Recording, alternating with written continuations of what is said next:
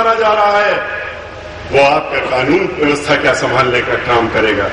जहां पर कि 12 महीने के अंदर 4700 हत्याएं रिकॉर्ड कर दी गई हो, वो रिकॉर्ड FIR दर्ज हुई हो, 4700 हत्याएं एक साल में, 5 साल में किस आंकड़े में पर पहुंचेंगे ये आप सोच सकते हैं। और वो भी कब? जब समाजवादी पार्टी के मुखिया कहते हैं अपने भाषणों में अपने लोगों से कि भाई थोड़ा सब्र करो, अभी खुल के सामने मत करो, जब लोकसभा का चुनाव हो जाए उसके बाद तुम्हें आजादी है, जितना लूट खसोट करना हो, डकैती डालना हो, हत्या करना हो, उसके बाद करो। अगर ये जो दब के काम कर रहे हैं ये दबा हुआ काम है, तो जब ये खुल के करेंगे तो आप सोच सकते हैं कि क्या उत्तर प्रदेश का हाल होगा। आज 4500 बलात्कार के केसेस रजिस्टर हो चुके हैं उत्तर प्रदेश में, और मुख्यमंत्री कहते हैं कि इससे क्या फर्क पड़ता है। ब्राह्मण समाज के इकट्ठा होते देख करके ब्राह्मणों की बात करने लगे, भूल गए कि किस तरीके से नीरज मिश्रा कन्नौज का जो नौजवान व्यक्ति था उसका सर कटवाने का काम इन लोगों ने किया था। किस तरीके से खुलेआम इन्होंने गोंडा में ब्राह्मण समाज के डॉक्टर के यहाँ 3 महीने पहले धावा बोल करके उसका क्लिनिक तहस नहस करके उसको बेघर करने का काम किया। किस तरह से मैनपुरी में 3 ब्राह्मण समाज के नौजवान लोगों को खड़ा करके गोली से उड़ाने का काम किया, और किस तरीके से इटावा में जहां पर मुख्यमंत्री खुद रहते हैं पूरे गांव के ब्राह्मण समाज के लोगों को 2 महीने पहले निकाल करके निर्वस्त्र करके उनको जूते की माला पहना करके मुंह काला करके और पूरे गांव में घुमाने का काम किया, महिलाओं को भी छोड़ने का काम नहीं किया। ये वो पार्टी है जो ब्राह्मणों का भी नाम लेने लगी है। ये नाम ले रहे हैं, समझते हैं कि ब्राह्मण समाज शायद अपनी बुद्धि का इस्तेमाल करना बंद कर देगा।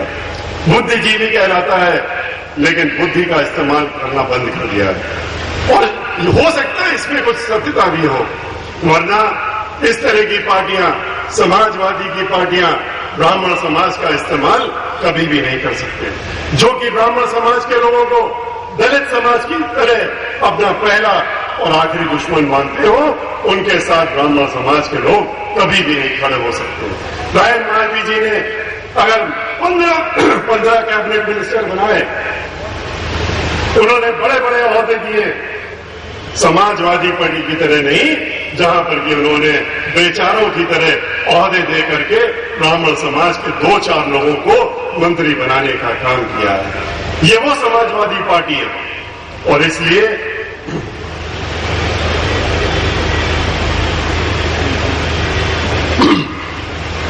आपको, अगर आपने ब्राह्मण समाज के लोगों ने अपनी बुद्धि को कहीं गिरवी रख दिया है या उसको जंग लगने के लिए छोड़ दिया है, तो मेरा आपसे अनुरोध है कि आप दोबारा से अपनी इस बुद्धि को वापस अपने लिए इस्तेमाल करने का काम करिए।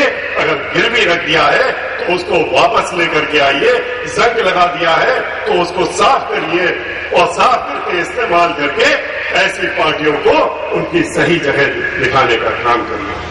और बलिया तो वो स्थान है जहां पर मंगल पांडे ऐसे लोग, चित्तू पांडे ऐसे लोग जहां पर जन्मे हो, वहां पर अफसोस होता है जब हम लोग गिनती सुनते हैं। और जैसा कि अभी चर्चा हो रही थी मंच पर बैठ करके माननीय श्री गणेश शंकर पांडे जी से और विनय तिवारी जी से, तो ये बलिया में जब से भारतवर्ष आजाद हुआ है सिर्फ एक बार ब्राह्मण समाज का व्यक्ति मेंबर ऑफ पार्लियामेंट बन करके पहुंचा है। तो इस मौके को अपनी बार के आपको गंवाना नहीं चाहिए। एक बार आप गंवा चुके हैं, आपके बीच में विनय तिवारी जी आए थे, आपने गंवाने का काम किया, लेकिन आज आपके अपने चहेते, आपके अपने बेटे श्री वीरेंद्र पाठक जी आपके बीच में हैं। अपनी बार ये गलती मत दोहराइएगा, इस मौके को मत जाने दीजिएगा, और बलिया से अपनी बार आप ब्राह्मण समाज के हमारे इस छोटे भाई को संसद में भेजने का काम जरूर करिएगा। इन बातों को कहते हुए मैं आपसे पुनः अनुरोध करूंगा कि अपनी बार आप जहां समाजवादी पार्टी के या अन्य पार्टियों के बहकावे में मत आइएगा, बल्कि अपनी बुद्धि का इस्तेमाल करते हुए ब्राह्मण समाज की एकता दिखाते हुए श्री वीरेंद्र पाठक को और बहुजन समाज पार्टी को मजबूत करने के लिए बहन मायावती जी को इस देश का प्रधानमंत्री बनाने के लिए आप इनको अब की बार संसद में इतने भारी मतों से जिता करके भेजिएगा कि इनके जो विरोधी लोग हैं उनकी जमानत जब्त करा करके इनको संसद में भेजने का काम करिएगा। इसी के साथ मैं अपनी बात समाप्त करता हूं। जय भीम, जय भारत।